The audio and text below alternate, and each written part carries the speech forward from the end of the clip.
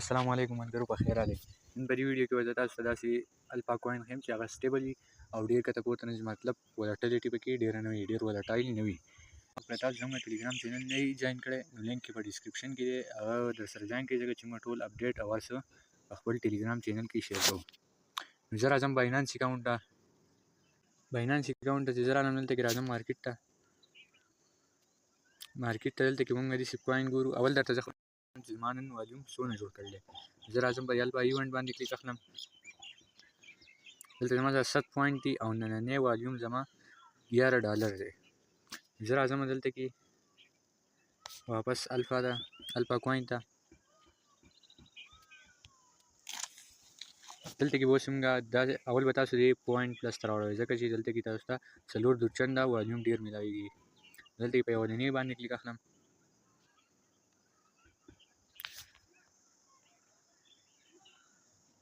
دلته ملګرو که تاسو دا وګورئ دا هم یو کوین دی او ته ورېږه په 1 منټ کې خو دی کته پورته تللی. اوس دا یو کوین دی، دا اوس دیم سر کته پورته ځي، دا خو دونه ښه نه دی. ته ورېږ بل ګورو، پیپور ایکس کې وګورئ دا هم دی، دا هم د کار نه دی. ته ورېږ 1 منټ دا هم نه دی، دې کې به هم موږ د دې نه خلاص کړو. په دې ایوا باندې کلیک اخلم. دا یو راته هم څه ښه نه ښکاري. دا کوین اوس دی اوس لږه ګزاره کوي ځکه ډېر کته پورته نه دی تللی، ټیمه پورې صحیح دی.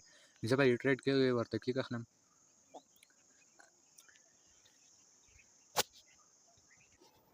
په ټریډ چې مې ورته کلیک واخیستو دلته اوس موږ ټریډ کوو. نو زه دلته کې 1 منټ هم رایټ په ټریډ ورته کلیک اخلم. دلته به اوس موږ ټریډ کوو. نو ټریډ کولو طریقه درته هم ښیم. دلته کې زما سره دي بای باندې کلیک اخلم او دلته راځم ډایرکټ سیل باندې کلیک اخلم.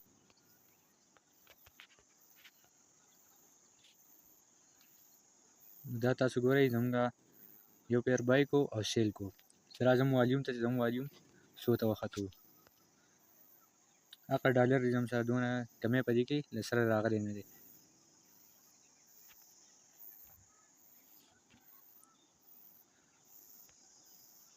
تاسو لیدلی شئ زموږ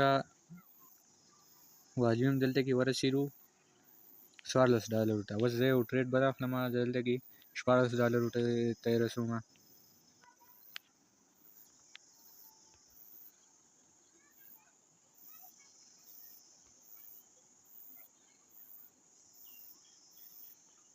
دې کې به واخلو. دلته کې ورته زه خپل ډالر ورته څه کوم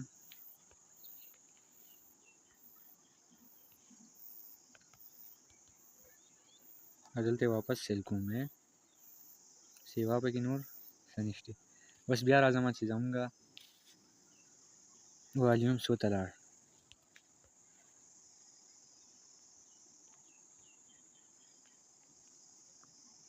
والیوم زموږ دلته کې لاړ $18 ته. نو دغه طریقه ده ملګرو، نور پکې څه خاص نشته. اوس دلته کې کوم ایر ډراپ راځي هغه به تاسو څنګه جوین کوئ. نو دلته کې به د ایر ډراپ ورته کلیک اخلم. دلته کې اوس دا ایر ډراپ را روان دی، مطلب له دې 2 حصې وي. اولنی چې تاسو ته میلاوېده نو هغه به په 211 پوینټس باندې الفا پوینټس باندې. او اوس دا دویم روان ده. زما سره خو په دې اکاونټ کې پوینټ نشته، نو دا غواړي 115 پوینټ الفا. دا تاسو دې ځای نه جوین کولی شئ. نور پکې څه خاص نشته. دغه طریقه وه. ځان د دغه شانتې سټیبل کوین وګورئ چې ډېر کته پورته نه ځي.